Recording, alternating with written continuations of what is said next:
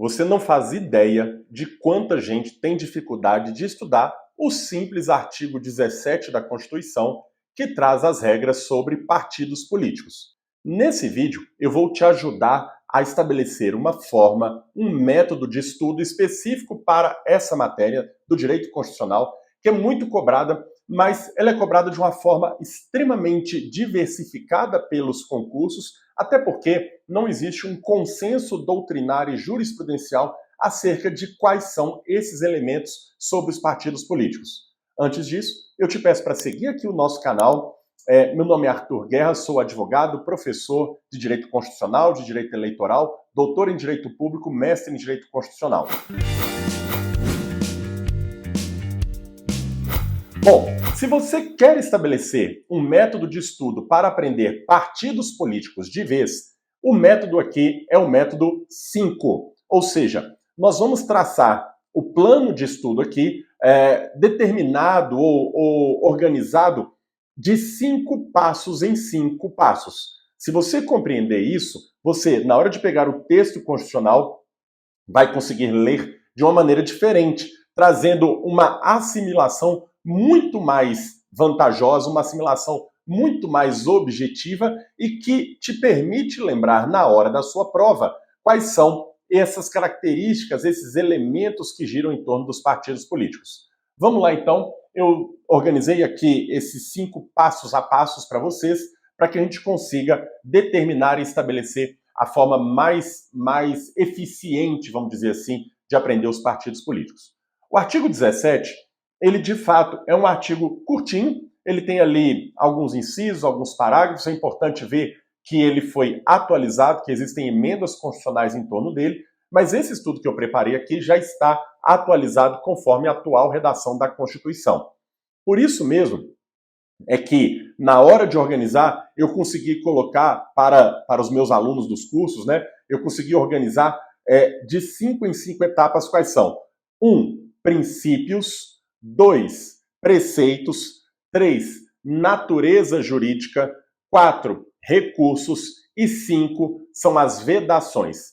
Esses são 5 temas tratados, trabalhados pelos concursos públicos, pelas provas e exames sobre partidos políticos. Não tem como ir além desses temas aqui. Exatamente porque, quando a gente fala isso, nessa organização, o que pode haver é que o examinador vai embaralhar uma coisa com outra. Mas, efetivamente, esses 5 passos, que eu vou chamar assim, são suficientes para você saber e se dar bem e ser bem sucedido numa prova, um exame ou uma qualificação sobre direito constitucional e sobre partidos políticos em geral, ok?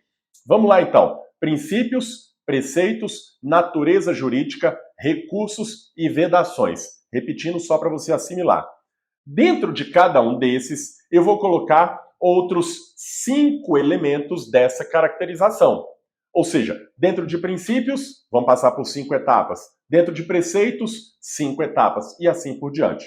Veja bem que aqui eu vou te dar o passo inicial, mas isso não prescinde que você pegue a sua Constituição e leia especificamente cada um dos temas que eu estou abordando aqui. É muito comum, a pessoa achar que tem o método e o simples método a dispensa de estudar. Não. O que eu estou fazendo aqui é para que você consiga estudar com eficiência.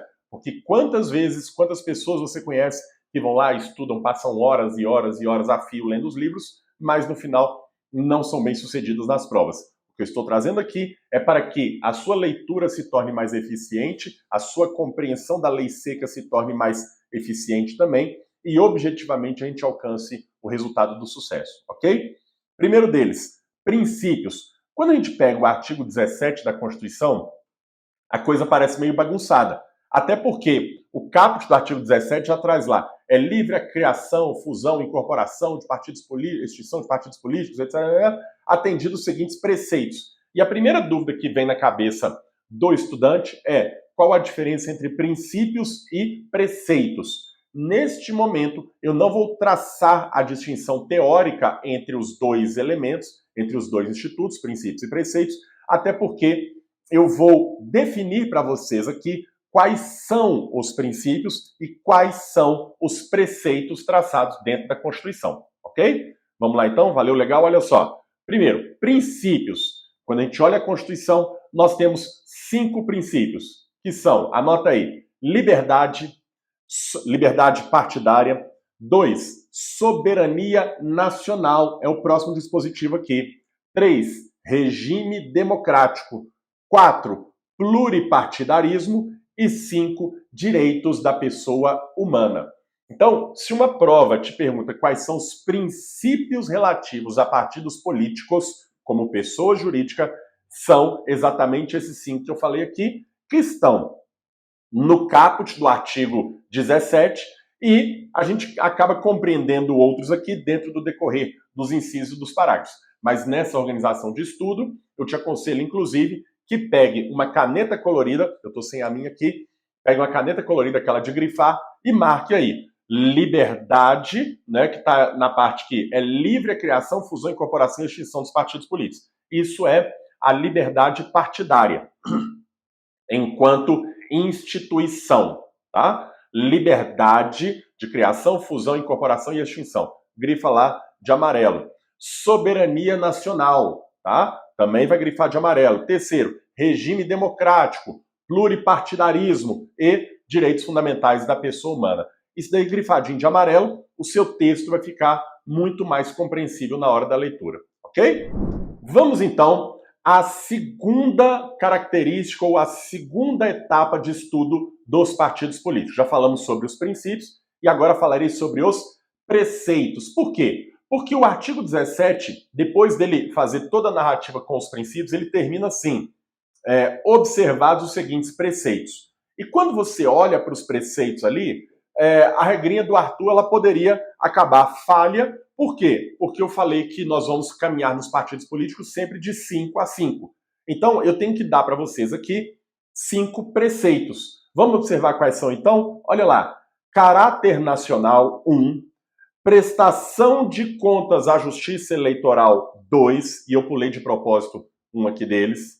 Terceiro, funcionamento parlamentar de acordo com a lei. Quarto, proibição de recebimento de recursos de governos ou entidades estrangeiras. E quinto, proibição de subordinação a governos e entidades estrangeiros.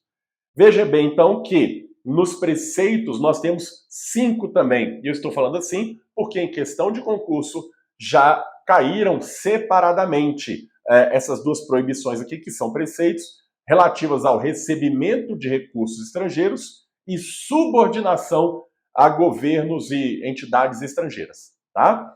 Então, mais uma vez aí, cumprimos a nossa promessa de, em 5 passos, caracterizar os partidos políticos. Só para rememorar, primeiro, princípios. Segundo, preceitos. Terceiro, natureza jurídica.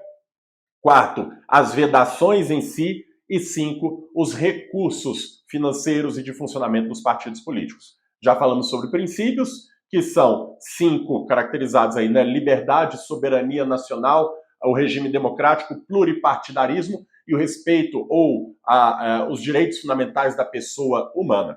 E aqui nos preceitos, caráter nacional, prestação de contas à Justiça Eleitoral, funcionamento parlamentar de acordo com a lei, vedação de recebimento de recursos estrangeiros, né, governos ou entidades, e quinto, vedação de subordinação a governos e entidades estrangeiras. Claro que isso precisa ser melhor trabalhado no nosso curso, a gente faz isso, mas aqui eu só estou dando o método de estudo para que você consiga inicialmente organizar a sua mente.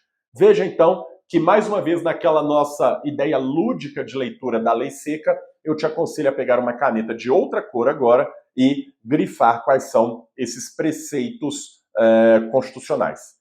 Terceira etapa dos nossos estudos, ou terceiro ponto de exigência das bancas de concurso, diz respeito à natureza jurídica dos partidos políticos. Essa natureza jurídica dos partidos políticos também ela é cobrada em 5 pontos. Quais são esses pontos? Você deve saber, e aqui o parágrafo 2º da Constituição traz que os partidos políticos, após adquirirem personalidade jurídica na forma da lei civil, registrarão seus estatutos no Tribunal Superior Eleitoral. Então veja como é que é o funcionamento dos partidos políticos. O que vão te perguntar é se ele é uma pessoa jurídica de direito público, se ele é uma paraestatal, se ele é uma autarquia. Não. Primeira coisa que a gente tem que saber é que os partidos, adquirem a sua personalidade na forma da lei civil. Se adquirem personalidade na forma da lei civil, significa que eles são pessoa jurídica de direito, o quê? Privado. Partido político é pessoa jurídica de direito privado. Nasce na forma da lei civil, assim como uma empresa, uma associação, uma organização, enfim. Os partidos políticos são pessoas jurídicas de direito privado e, não obstante a sua importância republicana e democrática. Segundo ponto aqui da natureza jurídica que eu quero trazer para você é que eles registram seu estatuto no TSE. Então vejam, embora sejam pessoas jurídicas de direito privado, têm que registrar o seu estatuto num órgão público, que é o TSE. E veja bem que isso não é nada de anormal. Por exemplo, eu tenho um escritório de advocacia.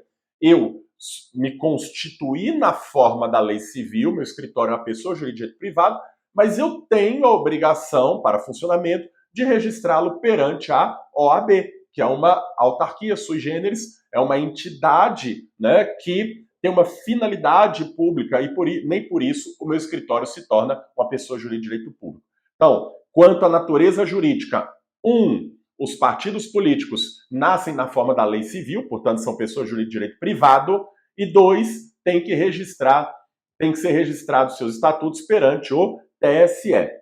O terceiro ponto quanto à natureza jurídica que eu quero chamar a atenção é o que diz respeito à autonomia interna. A autonomia interna dos partidos está lá previsto no parágrafo 1º do artigo 17, que diz que é assegurada aos partidos políticos autonomia para definir sua estrutura interna, organização, funcionamento, tal. Então vem lá uma série de temas que, claro, nos cursos a gente aborda mais profundamente, mas aqui só estou chamando a atenção para o terceiro elemento que pode ser cobrado quanto à autonomia dos partidos políticos, que é a ideia de a natureza jurídica, dos partidos políticos, que é a sua autonomia interna. Quarto ponto sobre a natureza jurídica. Embora eles tenham autonomia interna e possam formar coligações com outros partidos, isso foi vedado, isso pode cair na sua prova, isso foi vedado por emenda constitucional no que diz respeito às coligações proporcionais. Então agora na campanha de vereador, deputado estadual, deputado federal, né, que são eleições proporcionais, os partidos não fazem mais coligações. Só existem coligações para eleições de prefeito, governador, presidente e senador. Aí pode haver coligação. Mas para a eleição proporcional, não.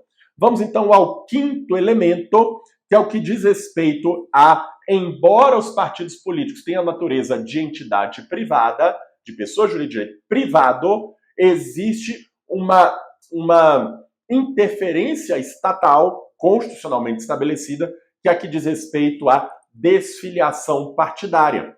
As regras de desfiliação partidária são muito rigorosas e etc. Existe todo um estudo a respeito disso, né, que normalmente quem é candidato eleito pelo sistema proporcional não pode sair do partido, porque senão ele perde o cargo. Aqui a Constituição inseriu também, através de emenda, regras de desfiliação partidária, possibilitando que, além das das justas causas já previstas na resolução antiga do TSE, a 22.610, passou para a lei dos partidos políticos, agora existe uma outra previsão, que é novidade, quentíssima, que é a anuência expressa do partido, ou a chamada carta de anuência do partido, em que ele autoriza que o indivíduo, eleito por ele ou não, saia do partido. Os que são eleitos, né, no sistema proporcional, vereador e deputados, se tiverem a carta de anuência, não perdem o seu mandato, tá?